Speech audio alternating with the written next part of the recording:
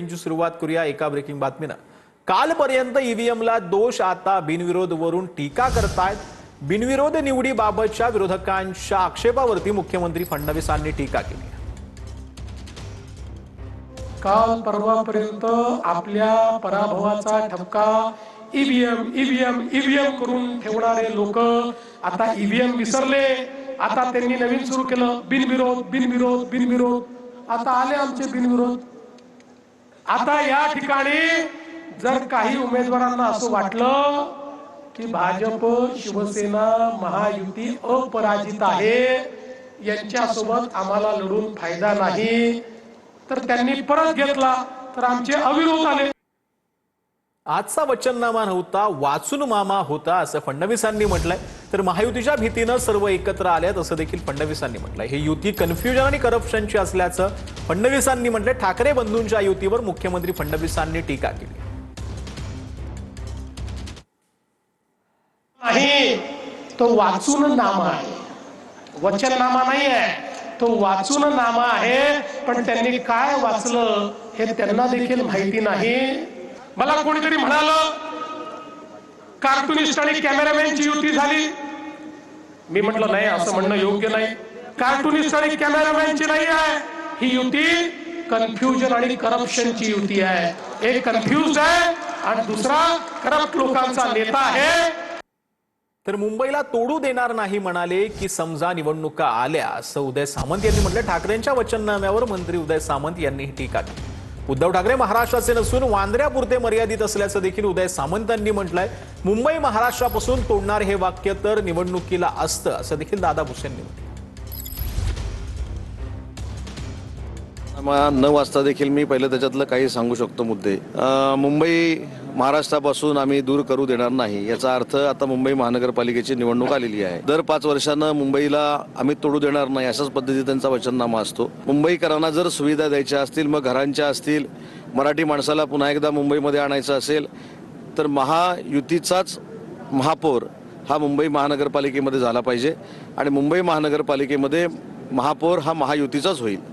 या युतीच्या माध्यमातून माननीय एकनाथजी शिंदे साहेब, माननीय देवेंद्रजी फडणवीस साहेबांनी त्या ठिकाणी यापूर्वीच मुंबईचा महापौर हिंदू आणि मराठी त्या ठिकाणी असेल हे घोषित केलेलं आहे।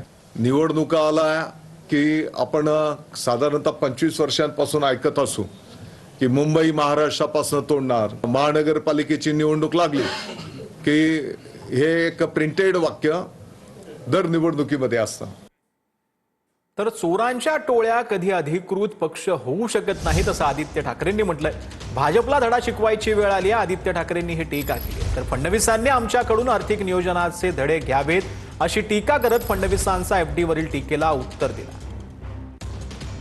ते चोरलेल्या टोळ्या ह्या अधिकृत पक्ष होऊ शकत नाही, पण एक तुम्ही लक्षात घ्या, ज्या मुंबईला आपण अनेक वर्ष म्हणजे गेली 25 वर्षाचा इतिहास जर पाहिला आपण, तर अनेक गोष्टी आपण करत आलो, जपत आलो, जोपासत आलो, मुंबईची सेवा करत आलो, त्या मुंबईला लुटण्याचं काम या भाजपाने आणि मंडळींनी केलेलं आहे। त्यांना धडा ह्या निवडणुकीत शिकवायची तर वेळ आलेली आहे।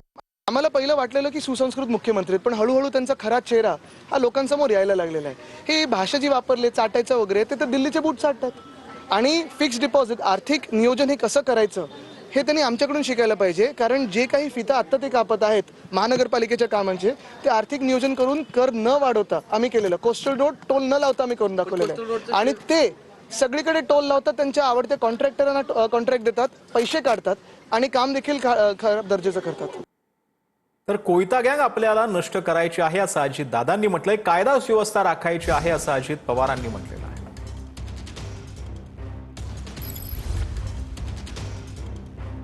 कायदा सुव्यवस्था आपल्याला चांगली ठेवायची, कोयता गँग आपल्याला नष्ट करायची।